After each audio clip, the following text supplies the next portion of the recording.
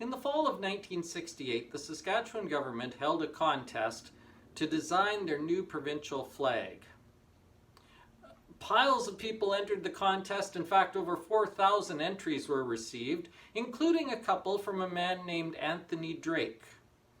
Anthony Drake was an Englishman who was over here teaching in a school out near Swift Current, and he liked the idea of being able to participate in this contest, so he submitted several designs and then kind of just forgot about it. That is until the spring of 1969 when he got a phone call from the local radio station saying they wanted to interview the man who had submitted the winning design for Saskatchewan's provincial flag. So Mr. Drake went and did the interview, and then he had a few other ceremonies, and the big ceremony was going to be held in the fall, but he didn't get to be there for it. In the meantime, he and his wife found out that they were going to have a baby, and they decided the smart thing to do would be to go back home and raise the baby near their family back in England. So Mr. Drake left in the summer of 1969. The flag was flown for the first time in the fall of 1969. He never got to see his flag completed.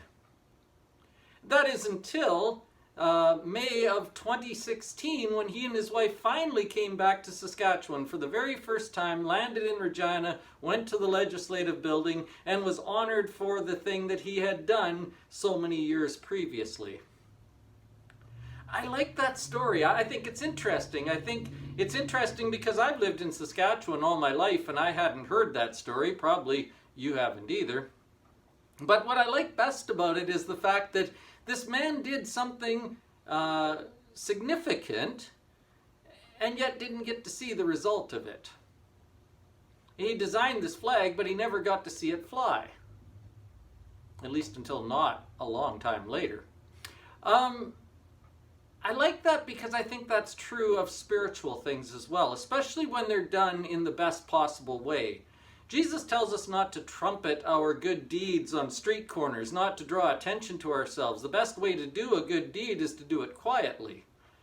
And so that means lots of times the good things you do won't ever be seen by anyone other than maybe you and the recipient, and maybe not even the recipient if they don't know you were the giver.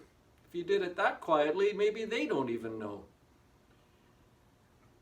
But I want to suggest to you that doing good in quiet ways is still a good thing to do. Even if you don't see the return of the good thing you've done right now. Maybe you'll do something nice for someone now and they won't acknowledge it, or maybe they won't see how important it was until years and years down the road.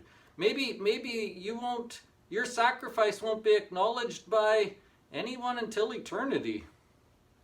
But so what? Go do the good thing you can do anyway. Go do it and just be happy that you get to do something good, that you've made something better, whether you get any glory for it or not. That's the best way to give, and that's the most effective way to do things. As Paul is winding down his thoughts to the Galatian church, he says this to them. He says, "Let us not become weary in doing good, for at the proper time we will reap a harvest if we do not give up." Couple of real quick things to notice in there. Let us not grow weary in doing good.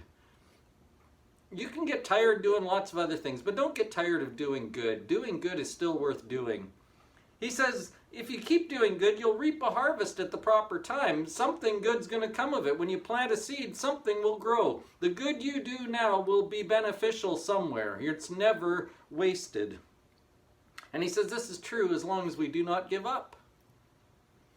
So can I just encourage you today, there are lots of people who are down, there's lots of people who are struggling, there's lots of people who could use just a little pick-me-up. So can we look around and be the ones to provide that? Can we be the ones to do a good deed? Can we be the ones to do it whether anybody notices it or not, or whether anybody gives us any fanfare or pat on the back for it or not? Good deeds are worth doing. The reward is in doing it itself. Can we not grow weary in doing good? Because doing good makes a difference.